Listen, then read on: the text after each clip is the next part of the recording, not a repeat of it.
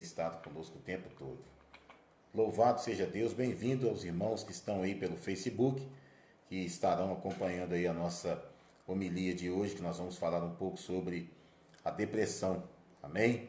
Que Deus possa abençoar a sua vida e você seja tocado pelo poder do Espírito Santo de Deus. Tomar uma aguinha aqui para a gente poder começar. Amém? Bom, a palavra de Deus, ela diz no capítulo 6 do livro de Mateus, ela fala o seguinte: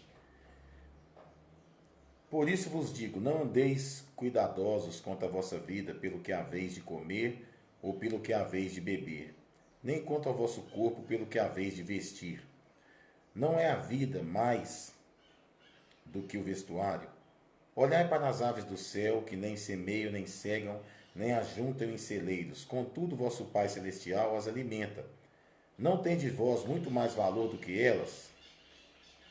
Louvado seja Deus. E qual de vós poderá, com todos os seus cuidados, acrescentar um côvado à sua estatura? E quanto ao vestuário, por que andais solícitos? Olhai para os lírios do campo, como eles crescem, não trabalham nem fiam. E eu vos digo que nem mesmo Salomão em toda a sua glória se vestiu como qualquer deles. Pois se Deus assim enfeita a erva do campo, que hoje existe e amanhã é lançada no forno, não vos vestirá muito mais a vós, homens de pouca fé? Não andeis, pois, inquietos, dizendo que comeremos ou que beberemos, ou com que nos vestiremos, porque todas essas coisas os gentios procuram, pois vosso Pai Celestial bem sabe que necessitais de todas essas coisas. Mas buscai primeiro o reino de Deus e a sua justiça, e todas essas coisas vos serão acrescentadas. Não vos inquieteis, pois, pelo dia amanhã, porque o dia de amanhã cuidará de si mesmo, basta cada dia o seu mal. Meus irmãos, a ansiedade, a preocupação, a angústia e a aflição são sinônimos de um sentimento que, além de nos roubar o sono, a paz e a alegria, faz mal para a saúde e encurta a vida. Bom, eu gostaria de falar um pouco sobre depressão e primeiramente, eu gostaria de dizer que a depressão, deixa eu virar o microfone um pouquinho para cá, a depressão, não adianta a pessoa que não viveu, que não passou por essa experiência, vir querer falar para você, querer explicar para você, dentro de livros, dentro disso, daquilo, o que é a depressão. Somente quem passou por isso, porém, somente quem viveu essa situação, sabe qual é a angústia que a pessoa sente quando está no estado depressivo. Eu costumo dizer que se você não viveu aquela angústia de ficar preso dentro de você mesmo, querendo gritar, querendo sair, e você não conseguiu, então não julga quem está passando por esse problema. Porque tem muitas pessoas que gostam de julgar as pessoas, falando que depressão é doença de rico, que depressão não existe. Eu era uma pessoa assim. Eu era uma pessoa que eu não acreditava nessa questão de depressão. Eu achava que isso não existia.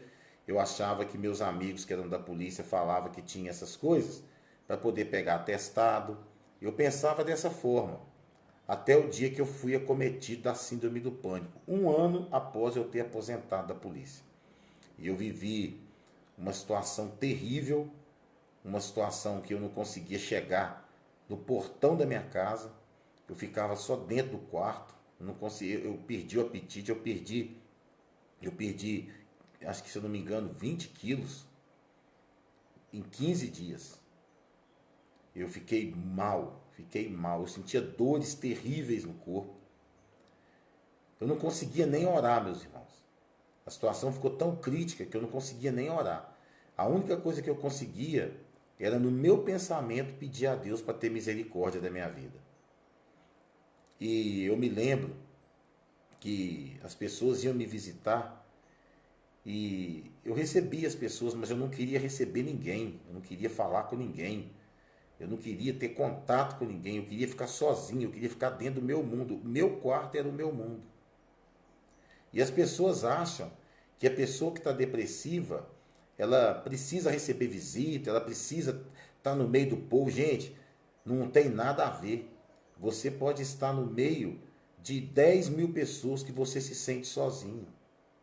A depressão, ela se manifesta de várias formas. E uma dessas formas é você se sentir no meio de muita gente, você se sentir sozinho. Eu costumo dizer, e por experiência própria, né? Tem uma amiga minha, esposa de um pastor, e quando eu comecei a fazer o tratamento com a psiquiatra, a primeira coisa que ela falou para mim, e ela foi a única pessoa que falou isso para mim, ela virou para mim e falou assim: Márcio, independente do que qualquer pessoa falar para você, nunca deixe de tomar os remédios que a médica passar para você. Não deixe de tomar, porque a depressão, ela é tratada, é uma doença. Isso não é coisa espiritual, coisa que... É claro que tem um cunho espiritual, sim. Entendeu? Quando você vai cedendo, você vai sucumbindo, o inimigo, ele aproveita da sua fraqueza para poder te derrubar mais e mais. Mas a depressão em si, ela é uma patologia, é uma doença, e ela precisa ser tratada.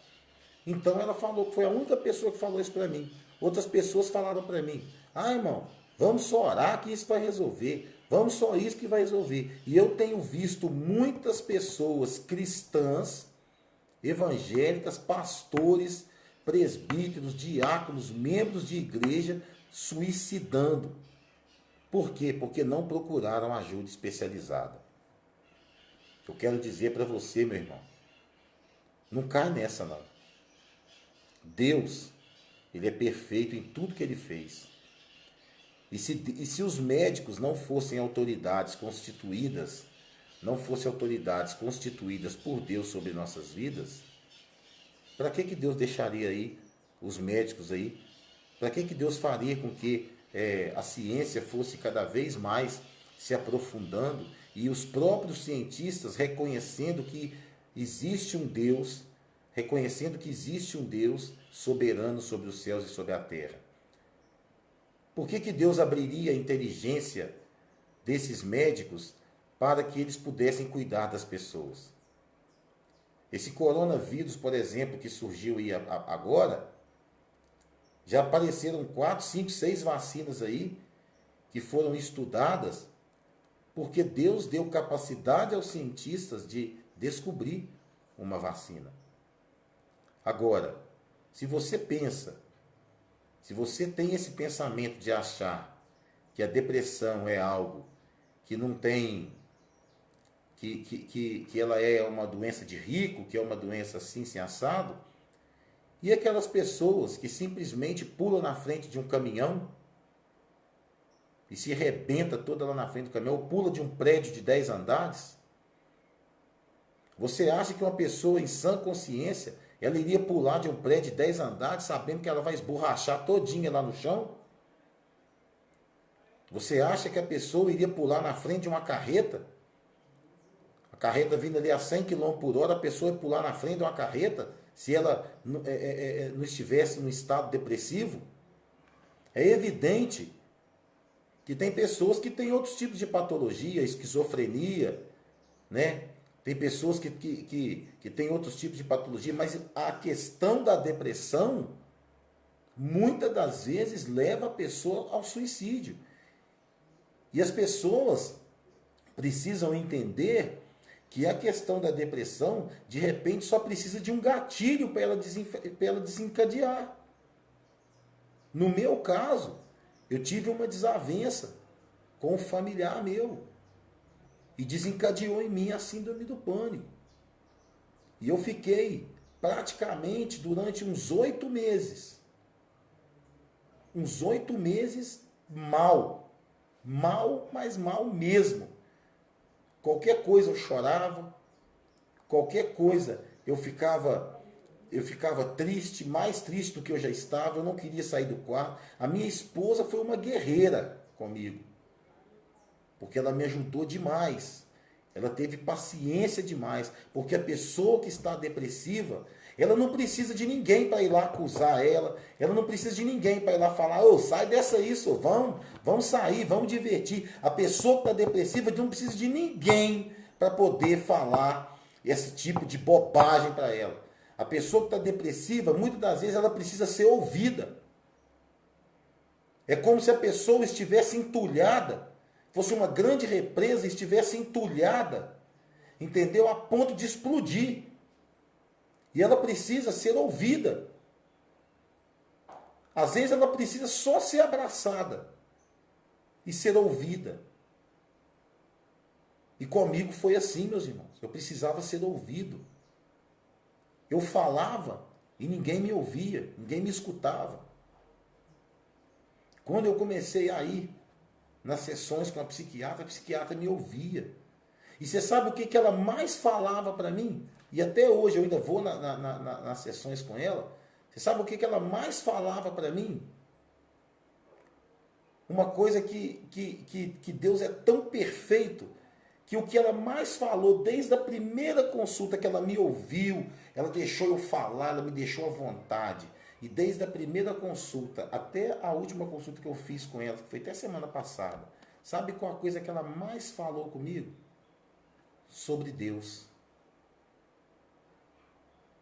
Foi a coisa que ela mais falou comigo. Em todas as nossas sessões, ela sempre falou sobre Deus. Que a melhor coisa que uma pessoa pode fazer é se achegar a Deus. É falar com Deus. Agora fica um monte de bocó, entendeu? Que não sabe de nada, que não sabe o que você está vivendo, que não sabe as lutas que você está tendo e fica achando que você que é doença de rico, que você não está sentindo nada, que você não tem nada. Olha, tem pessoas que estão sorrindo, tem pessoas que estão aí, que vão nas festas, que vão tentar se alegrar nas festas, mas estão morrendo por dentro porque estão depressivas. Quando ela encosta a cabeça no travesseiro, essa pessoa só chora. Você acha que a depressão ela é simplesmente um momento que a pessoa está dentro do quarto, triste, amargurada, e ela está vivendo... Não. Existem vários estágios da depressão. E um dos estágios é justamente esse. A pessoa ela quer aparecer para as pessoas mostrando que ela está bem, mas no fundo ela não está bem. No fundo, ela está totalmente destruída por dentro. Mas ela quer mostrar que ela é forte. Mas chega uma hora, meu amigo, minha amiga, ouvintes aqui do programa Falando com Deus pela Master 1000 e pelo Facebook. Chega uma hora que ela não aguenta a pressão. E é onde ela ria de uma vez só. Eu me lembro que nos primeiros meses, eu não conseguia chegar no portão da minha casa. Quem me conhece, igual a pastora Joelma, a prima Simone, né? Quem me conhece sabe que eu sempre fui uma pessoa extremamente extrovertida. Sempre fui uma pessoa alegre, uma pessoa que brinca, que ri, que conta piada, que gosta de brincar. Eu sempre fui assim. Talvez de todos o meu rol de amigos, eu seria a última pessoa a desencadear um problema desse. E, no entanto, eu desencadeei um problema desse. Várias pessoas, vários amigos meus, quando ficaram sabendo, não acreditaram que eu desencadeei esse problema. Essa questão depressiva. Justamente por eu ser uma pessoa totalmente expansiva.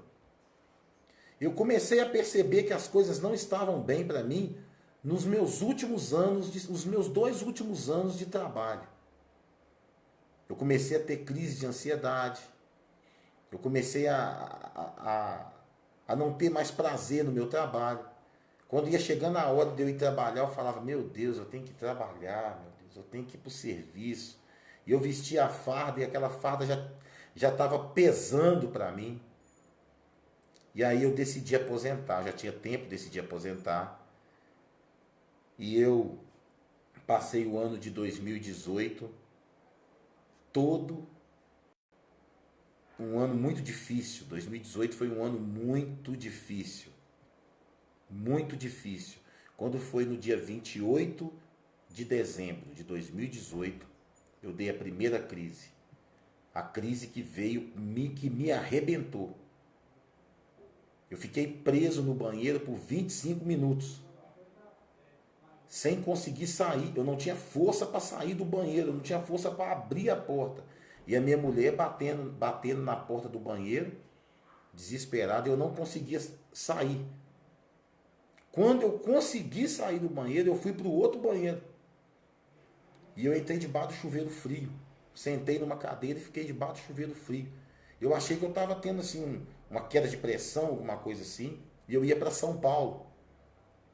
E eu falei assim, não, agora eu dei uma melhorada, vamos para São Paulo. Fui para São Paulo. Chegou em São Paulo, 3 horas da manhã, eu fazendo compra. A gente vendia roupa aqui nessa época, né? A gente vendia roupa nessa época. Eu lembro que foi eu, Lucimar e o Thiago Palmito, meu amigo. E o Thiago foi para dirigir para mim, porque eu não estava em condição de dirigir, não. Enquanto nós estávamos comprando na rua, tudo bem. Quando nós começamos a entrar no shopping, aquilo parecia que estava caindo em cima de mim. E eu dei uma crise tão forte que eu perdi a fala. Eu não conseguia falar. E eu comecei a suar frio, a minha esposa e o Thiago me levaram para o estacionamento do carro. E eu fiquei no estacionamento. E eu não tinha fala, eu não conseguia falar.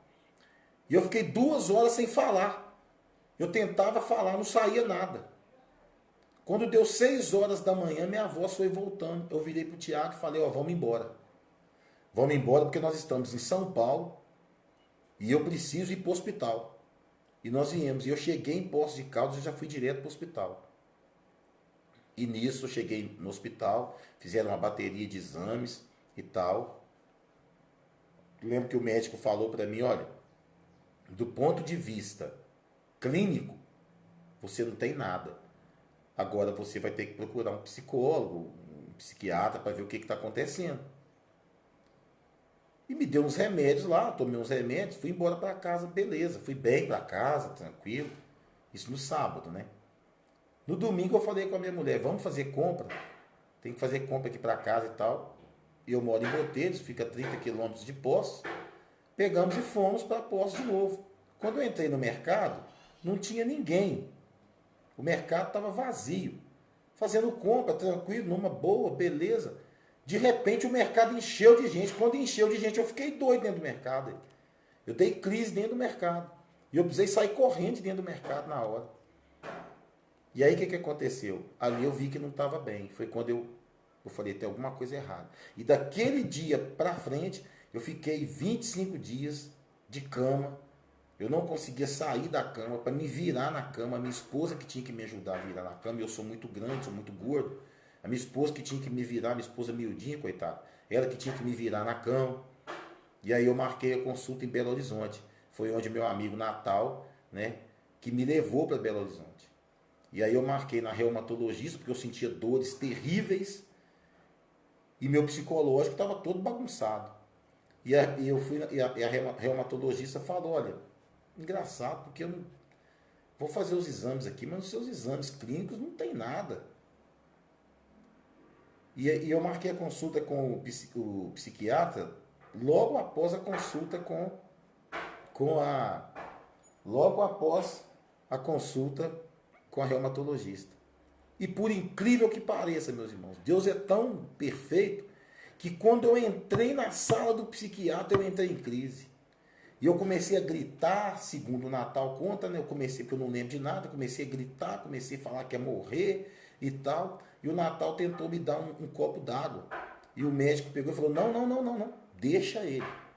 Porque agora ele vai explodir agora, deixa acontecer. E aí o que aconteceu? Eu dei aquela crise muito forte. E eu fiquei mais ou menos meia hora em crise. E o médico viu, ele presenciou. E ele pegou, depois que eu acalmei, assim, ele falou, olha, você está num estado depressivo já avançado. Porque você já não está conseguindo dominar suas emoções. Você precisa colocar para fora o que você está sentindo. Você é o tipo de pessoa que você vai engolindo tudo que os outros vão falando para você. Você vai engolindo.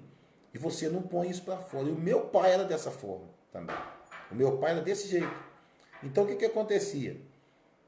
Eu absorvia tudo, os problemas de todo mundo eu absorvia, mas eu não colocava para fora. Então aquilo eu fui virando uma represa. E quando aquilo encheu, aquilo estourou. E quando estourou de uma vez. Ele me passou os remédios, né? A gente veio embora. E aquelas dores no corpo terríveis. Eu sentia tanta dor, meu irmão, que o Natal tinha que me ajudar a tirar a camisa. Eu não conseguia nem tirar a camisa de tanta dor que eu sentia. E a gente veio embora. Olha os passarinhos cantando, ó. E aí, a gente veio embora. E quando a gente veio embora, eu voltei, ficamos uns dias aqui, voltei a Belo Horizonte para levar os outros exames que a reumatologista pediu. Ela falou para mim, olha, seus exames estão perfeitos, o seu problema é psiquiátrico mesmo. E tal, você vai ter que tratar isso com o psiquiatra. Aí eu conversei com o psiquiatra e vim tratar em Poços. E estou tratando até hoje com a mesma psiquiatra, a doutora Cirlei. E foi a doutora Cirlei que foi descobrindo, que foi vendo que eu estava entulhando muita coisa e eu estava guardando muita coisa. Coisas, gente, que segundo ela falava, coisas que vinham desde a minha infância. Coisas que eu vinha guardando desde a minha infância. Por isso que tem um bando de bocó aí que fica falando bobagem, que não sabe o que acontece com a pessoa que está depressiva, falam tanto de bobagem, tanto de besteira, não sabe o que a pessoa passou quando era criança. Eu tive uma infância muito feliz. Eu tive uma infância feliz. Se eu falar que eu tive uma infância cheia de tribulação, eu não tive. Mas teve pequenos fatos na minha infância que eu nunca esqueci. Frases que pessoas falaram para mim que eu nunca esqueci. Aquilo ficou guardado dentro de mim. E aquilo só veio estourar depois de 40 e tantos anos, irmãos. Aquilo só veio reverberar no meu coração depois de 40 e tantos anos. Coisas de ministério que eu vivi. Coisas até de namorada que eu vivi. Entendeu? Coisas dentro do casamento que eu vivi, coisas com meus filhos que eu vivi, coisas que eu fui entulhando, e quando estourou, estourou de uma vez. Por isso que eu falo, meus irmãos, é só quem passou é que sabe o que é ser uma pessoa depressiva. É só quem passou por isso é que sabe. Quem fala, eu curo isso, que não sei o que, mentira, eu não acredito nisso. Eu acredito sim no poder da oração, no poder da conversa, no poder de você ouvir. Se você chegar perto da pessoa e falar, não, eu vou orar para você, você vai ser curado. Olha, você vai me desculpar, meu irmão. Eu acredito sim que Deus cura, mas eu acredito que primeiro a pessoa tem que se abrir. Se a pessoa não se abrir com você, entendeu? Ela vai continuar com aquela coisa entulhada dentro dela. É preciso que a pessoa se abra. Até para você ter o direcionamento de onde você vai orar.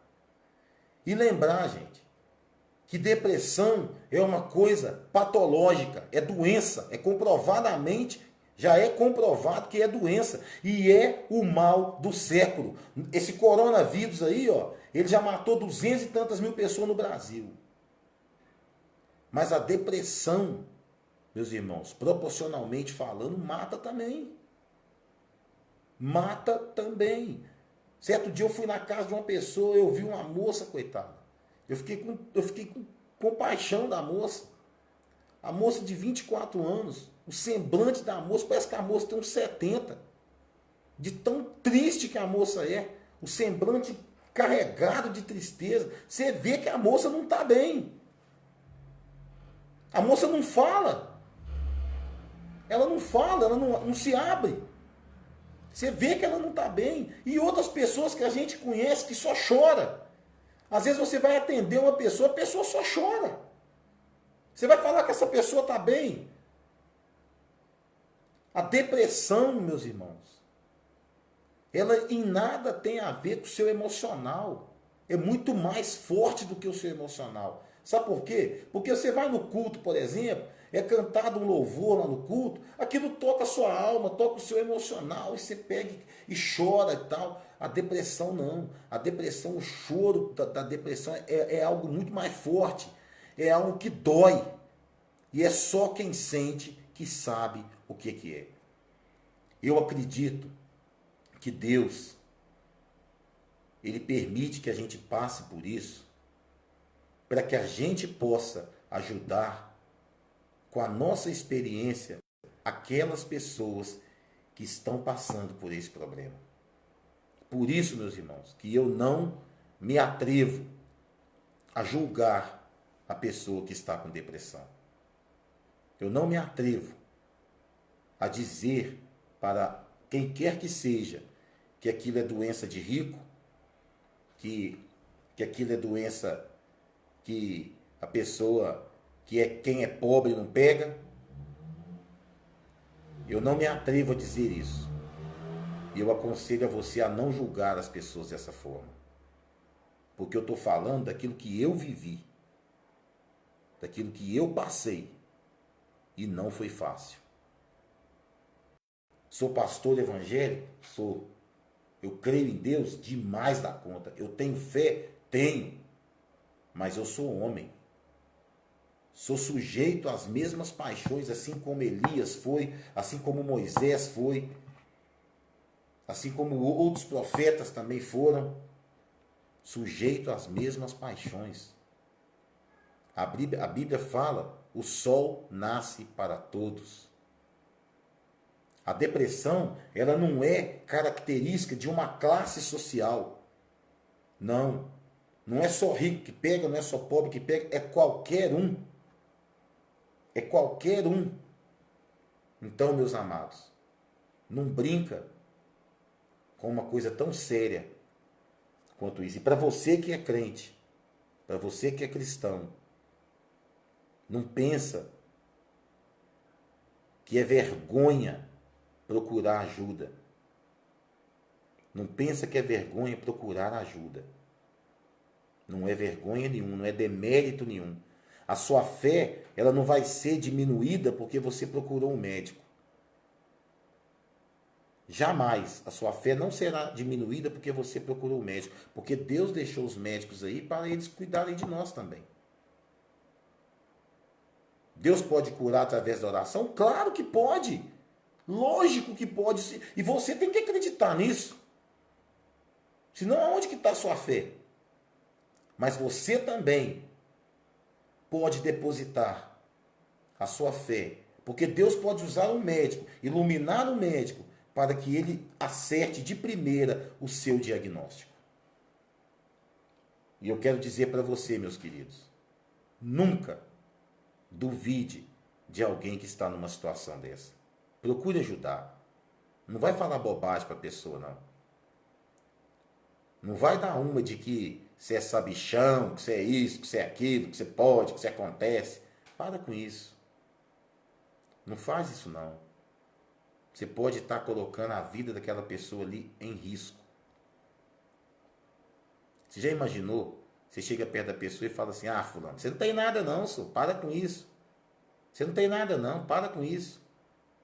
E no outro dia aquela pessoa pula da janela lá e morre. Você já pensou como é que vai ficar a sua vida? Como que você vai ficar? Se você não tem nada para falar, e eu estou falando isso aqui principalmente para quem é crente, principalmente para quem é cristão. Se não tem nada para falar, fica de boca calada. Vai orar pela pessoa. Se você não tem nada para falar, fica de boca fechada. Vai orar pela pessoa. Vai para o teu quarto, entra no secreto e vai orar pela pessoa. Se você não pode ajudar, pelo menos não atrapalha. Vai orar.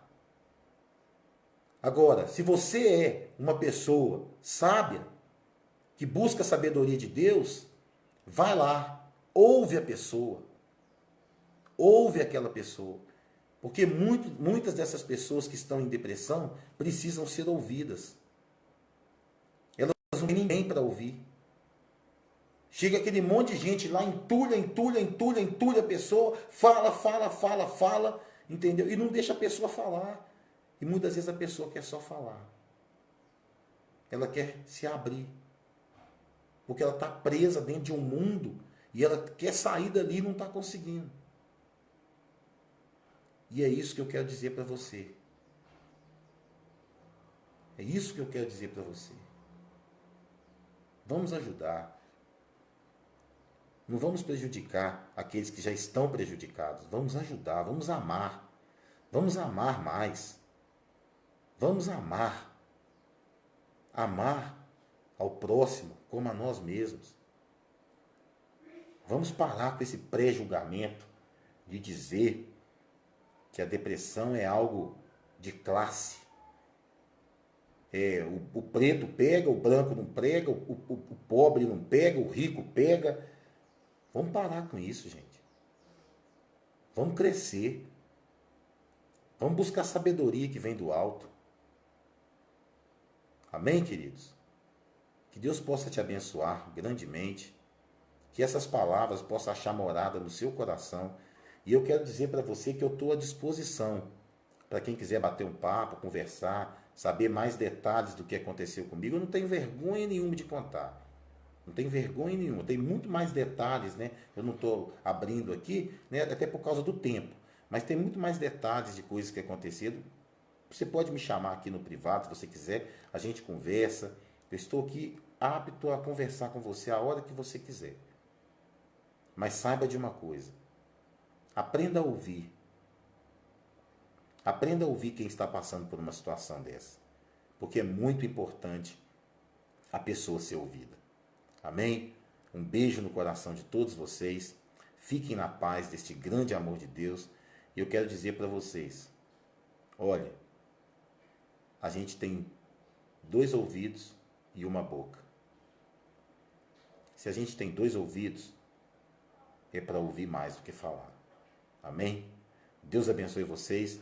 Compartilhe esse vídeo aí para que as pessoas possam ouvir. Daqui a pouquinho ele vai estar lá no nosso canal do Facebook, do YouTube, né, na página no canal Pastor Márcio Mencari, tá bom? Um beijo no coração. Fiquem na paz deste grande amor e que essas palavras possam trazer alento ao coração de alguém. Deus abençoe vocês.